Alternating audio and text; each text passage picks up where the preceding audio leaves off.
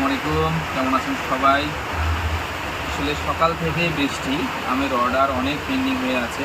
আমি মূলত কিন্তু আমের জন্যই বাসা থেকে সকালে বের হয়েছি। বাট বাসা থেকে বের হওয়ার পরে ছোট্ট একটা বাজারে আমি দেখেন বসে আছি। ছোট্ট একটা বাজার।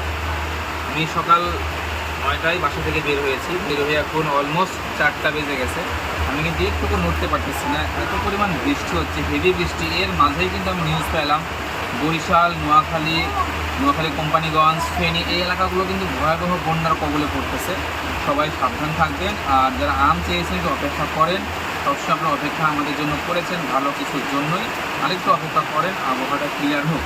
আবহাওয়াটা ক্লিয়ার হলে রোদ সময়ে ইনশাল্লাহ আম পাড়া হবে, আম সরবরাহ করা হবে। আমি আসলে ভিডিওটা এখন বানাতে চেয়েছিলাম না, তবুও বানাতে হলো আপনাদের বলার জন্য যে আমি সকালে যেখানে ছিলাম ঠিক এখনও ওই জায়গাতেই আছি, একটুকু নড়তে পারতেছি না, শুধুমাত্র বৃষ্টির জন্য। আর বৃষ্টির জন্য আমরা কখনো আম সরবরাহ করি না, এটা বলার জন্য ভিডিওটা বানালাম। ভালো থাকবেন সবাই, আসসালামু আলাইকুম।